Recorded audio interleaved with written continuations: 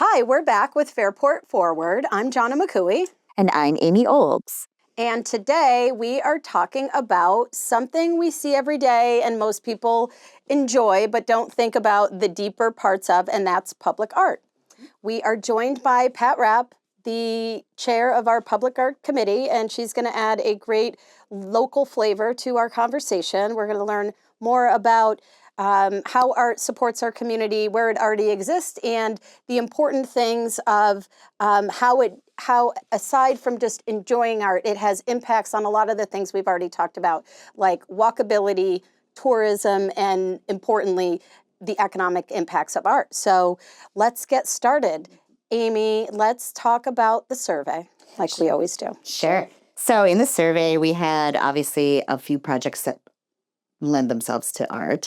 A lot of them were public. We had the public art trail, which we'll get into later, and we have the Performing Arts Center potential for the Baptist Church. And I will say overall, there is obviously a support for these types of projects that continue growing the creative side of things in Fairport. People value those quality of life enhancements that art brings. I would say the number one way to think about it is that a lot of the comments that tie to public art are really about something we talked about right from the beginning, which is the charm of our village. And art is a huge contributing factor to the feel and vibe and charm and character of Fairport. So in that sense, there's obviously a huge support for anything that adds to that charm, because people say that's one of the major things they care about. Charm and character.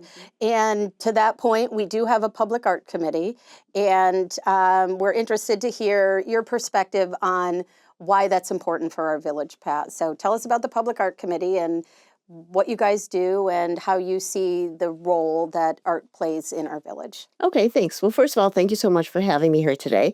It's great to be here to talk about art.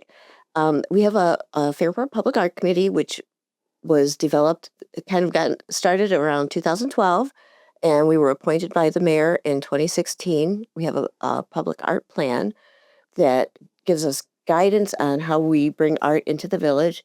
And it also talks a lot about, there's a lot of background history. The art plan is on our website. It talks about what art does for a community, the economic value that you spoke of, and enhancing placemaking, quality of life for people who work, live, and play in Fairport, but also attracts people into the village. So we're really excited. The art committee, some of the things that we do is we facilitate art installations like sculptures or murals. And we also do a lot of interactivity in the community. We have events. We host a plenary event where people come and paint in the village. And we do things at Canal Days. We have a chalk art contest where kids can draw on the sidewalk with chalk and they can win a prize, and a lot of interactive things like that. But we also have a 6x6 art making party coming up on March 14th. Oh, exciting. Where's that going to be? That's going to be at Railroad Street Artworks. Wonderful. And it's from noon to 4 p.m. And we're doing that. We do this every year. We gather supplies, we buy little 6x6 canvases, and we invite the community to come in and paint. And then we let everything dry, and I collect it all and take it to Rochester Contemporary Art Center.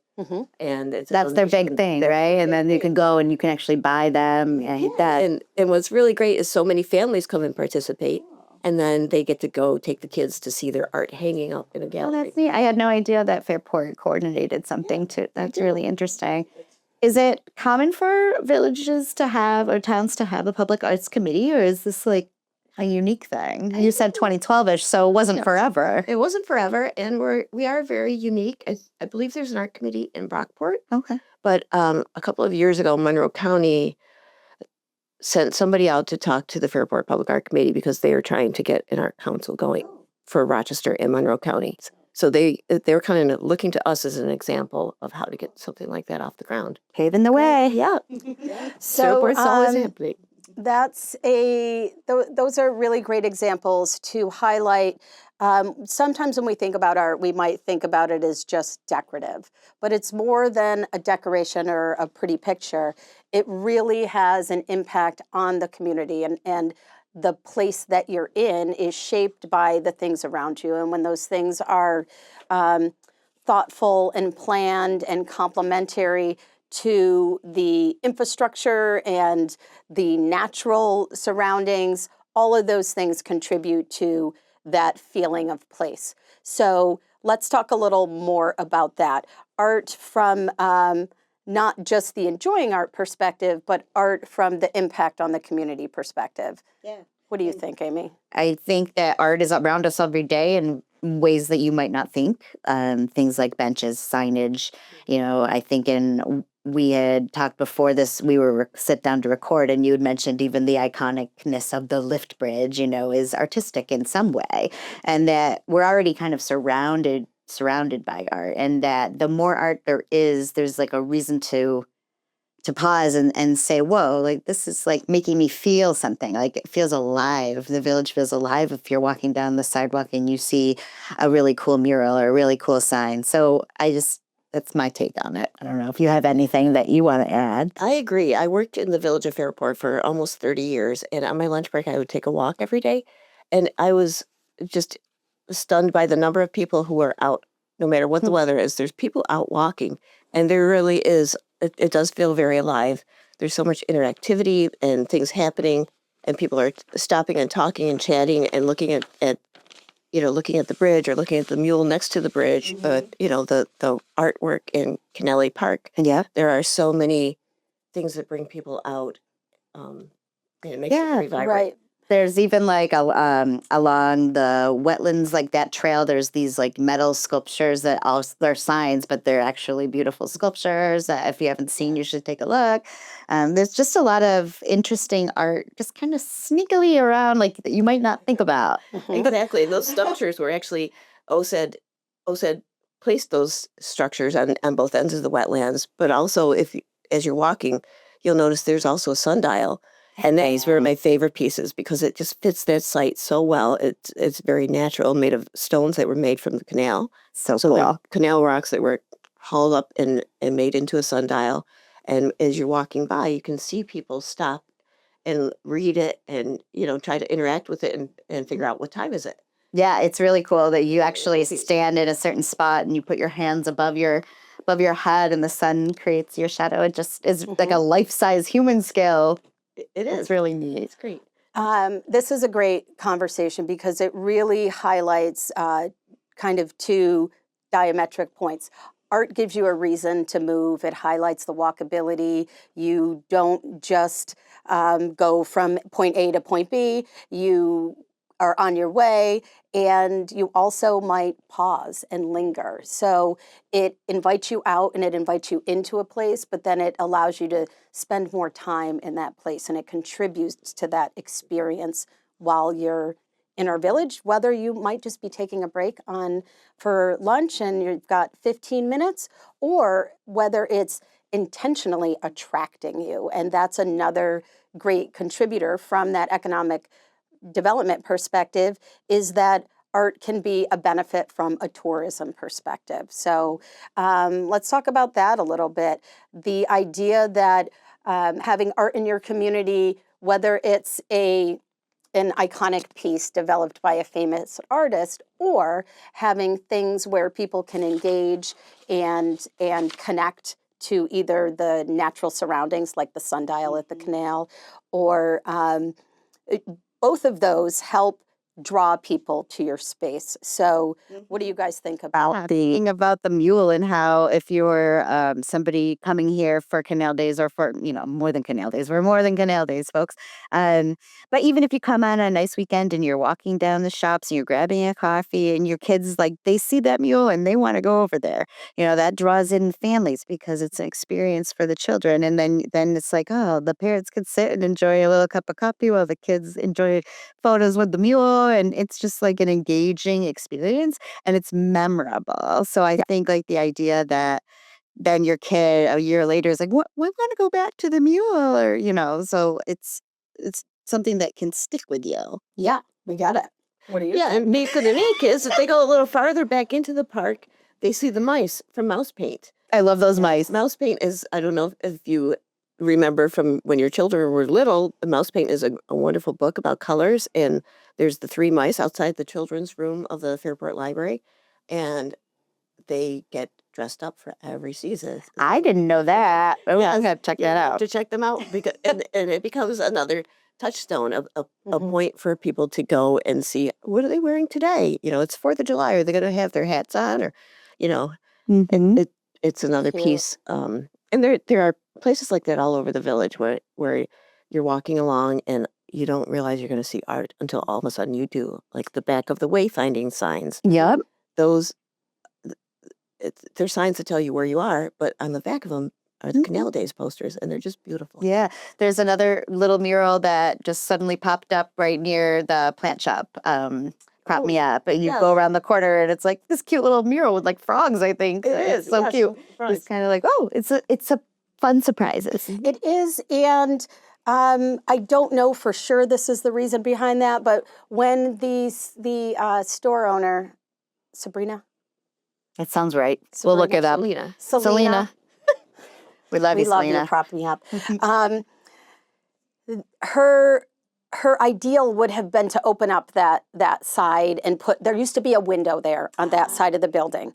And she had wondered, could we open up the window and could the window come back? And maybe it turned out that she couldn't do that. And instead, now there's a really cool mural there. So instead of just leaving that like an ugly space, I'm sure she was behind the creation of that mural. It's a piece of what's inside of that store. It's an indicator of what you're going to experience when you turn that corner and pop in. And it's another thing that just makes you feel great when you're walking down the street. You see that and you feel like you're in a place where people are happy. Yes, yeah. Right. It's a great. All of those things are about something we were just learning about and talking about art in the public realm. And it's this concept of return on experience. So we always hear about return on investment, and that's an important thing. But when you think about return on experience, well, what does that mean? It means people go to a place and they spend their time and money, and when they leave that place, how do they feel? Was their experience enough to make them say, that was a worthwhile investment of my visit, my time, my money, the valuable moments we have with our family, was that worthwhile? Did I have that return on experience? And all of the things that we're talking about on our village contribute to that feeling. How did people feel when they were there? Will they come back?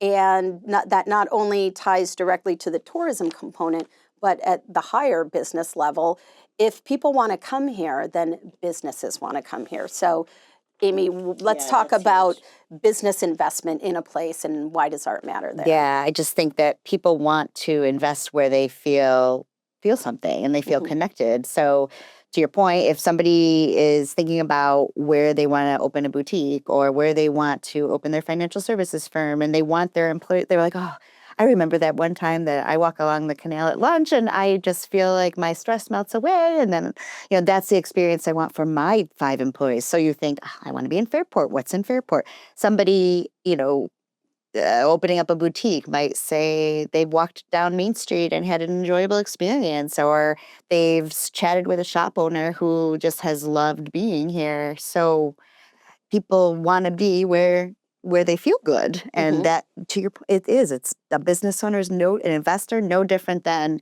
a person that wants to live here, a person that wants to visit here, a person wants to invest here. They all have that pull, and it's due to things like charm, art, character, of the unique differentiators that Fairport is leaning into. Absolutely.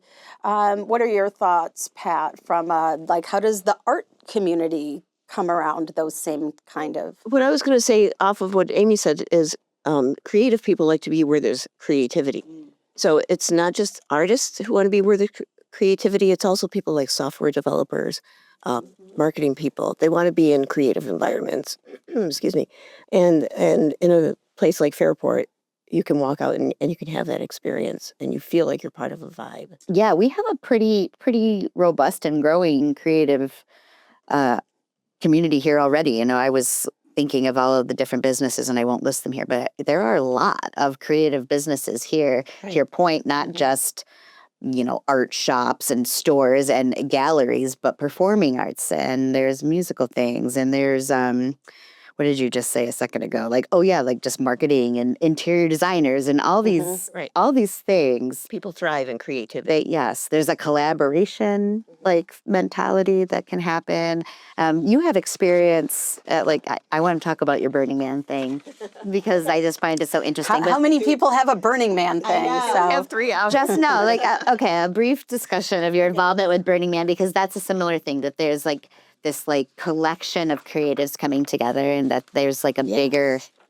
Yeah, and so to take something like that where there are about 80,000 people, and we come to the desert where there's absolutely nothing. We build a city. We build art. It's all creative. It's all interactive. People are helping each other. You don't buy or trade or sell anything there. Everything is a gift, including the art. The art is a gift. And what happens is people will say, oh, I want to do this thing. And somebody else will say, hey, can I add this to it? And somebody else will say, can we have a flame effect? And somebody else will say, can we put these lights on it? And can we have sound? And and it just, things bubble up. Mhm. And when you have creative people coming together, those kinds of things can happen, even in a place like Fairport. Yeah, well, it's interesting you mentioned that nobody was buying the art or that kind of thing. However, there are crazy statistics of how much economic development money, how much money is spent but because of that festival every year, and it's in the millions. But Right. even on our village scale, it's still true that Mhm.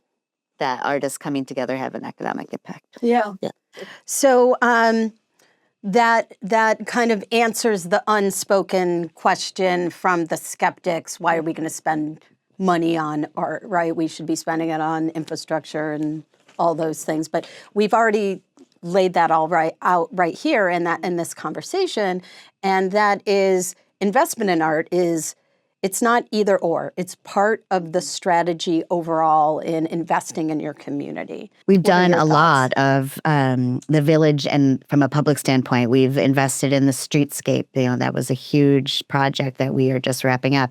We invested in some harbor improvements, with more to come along the canal. All the canal frontage projects and beautification we've done. All of those things are supported by art, so it's like a booster. Having public art around those things will amplify the effect of the dollars spent there. So it's always to me, I see it as an enhancement that is important to propel all of those capital improvements, even be even more, lucrative in all ways. Right. It shouldn't be thought of as something that's extra, that if we have enough money, we'll do this. It needs to be part of the vision, because it just makes everything better, and it attracts more interest. Yeah, and there are some methodologies in the way that you can strategically invest in art, like a percentage for the arts. I think we've talked about, John and I, and I know that we even had a comment in the survey about, well, can't all of these have a small percentage put aside for an artistic component? And my answer was I hope so. I think that would be wonderful to always have that be, in the back of your mind. How can you supplement this with art and keep everything feeling vibrant and alive? I think we've talked about a lot of the reasons that art in the community is important. So to maybe shift gears, surprise to both of you. Oh, boy. Lightning round question. Tell me, what do you guys think would be a dream project from an art perspective in the village of Fairport? Oh, a dream project. Oh, I have. Let's hear 'em, you lay 'em better out you there. better go. Well, one of the ideas that we've talked about for quite a while in our art plan is the public art trail, which is a trail of sculptures along the Erie Canal, going basically from Parrington Park out towards Parrington Town Hall. So the entire Love it. part of the Erie Canal that's within the borders of Fairport, we would love to see sculptures along there. And what I love that is kind of outlined in the art plan is that we would have what we're envisioning is some permanent sculptures that would be pieces that are spread out along that trail, and then spaces in between where we can intersperse smaller sculptures, maybe temporary pieces that might highlight a local artist or a student artist or a rising artist who maybe don't have the ability to build a large permanent sculpture, but maybe something small that they want to sell later, and then we would just replace it with something, a new piece. That's awesome. Yeah, I really love that plan. I hope that that continues to move forward. I love the idea of the anchoring sculptures with, and just the outlet for other people. That's really neat. There are so many boats going by there, and so many people walking and biking. Having something visual, would enhance that area. That's great. You said there was more, though. What else? Well, I would love to see. There's a local person in Fairport who is looking for a space to create an immersive art experience. Okay. Which is, I don't know if you've heard of Meow Wolf. No. Which is a place in Santa Fe. You go in and you're just immersed in this art experience. It's like you're in another world. So you might walk in, like one example is you're in a room that looks like a 1950s kitchen, and you open the refrigerator and you go in and all of a sudden you're in a spaceship. So kind of Alice in Wonderland-y. Wild. Down a rabbit hole. And these are kind of cropping up around the country, and they're very popular. They are attracting a lot of people, and they're bringing in a lot of money. Yeah. Is it intended to be like a longer term thing? Like a It could be permanent like a permanent installation. installation, or it could be, a permanent place where they swap out Yeah, that's installations. that's cool. Because there are so many, again, talking about Burning Man, there are so many creative people in Burning Man who have art that they built, and they end up putting it in storage because they want to build the next thing. Yeah. So all these pieces are kind of sitting in storage, and they can be pulled together to make an incredible experience. Wow, that is a very forward thinking. I'm into it. Yeah, there's a place called Area 51. Meow Wolf was the first one. They got So look Area that up. 51, and it's Area 15. Area 51 is the. I was going to say, is it about aliens? Yeah, we're getting weird. So Is there trademark issues there? I don't know. That would be wonderful to have in the village, and there's somebody right here in town who wants to make that happen. That's cool. And has the ability to make it happen just as a space. Like an indoor space? All right, let's take that offline. Let's take that offline. Talk more about that. Cool. I know that, the art committee, we have a spreadsheet of ideas of This sounds very not art. interacting. It seems like they should be on like You should a canvas. splatter wall. Well, we do that. We do that first, and then we type them into a spreadsheet. Yeah, But we have a spreadsheet of ideas of interactive, fun, engaging experiences that we would love to bring to the community. We just need a little boost. So that's it too. Like as much as we talk about the economic factors and all that, it's also just fun. Like art is fun, and it makes you feel something. Whether what's happy or not, I suppose it's not all fun, but it's meaningful and it can draw you in. Sometimes it's a lot of work for the artist, but once you see the joy on somebody's face, like one of the things we wanted to do before COVID happened was I was planning with OCED. I was planning a unicorn day. Oh, because did you know that there's a National Unicorn Day? No, bro, did not. And so in Ithaca, there's a 16-foot unicorn that you can ride. Oh my! And so we had this whole thing set up. We were gonna work with the ice cream shops to make unicorn ice cream and all kinds of fun, dye your hair type of thing. Not too late. Unicorn all going all around the village, and we could do this stuff. And we just Put a horn on that mule. Lots of ideas. Okay, great. This has been a great conversation. Thank you so much for joining us, Pat. One thing, the main thing that I would take away from this conversation is that art isn't just fun. It is fun. It isn't just cool. It's an important ingredient to all of the things that we're working on, and we have to keep it in mind as we look at new projects, things that change. One thing that's going to be consistent is art is an important part of our story, and we're glad to have a committed group in our village dedicated to that. And I think we're doing some really great things already, and we're going to continue to do those. So thanks for being here. Thanks for listening to us. Bye.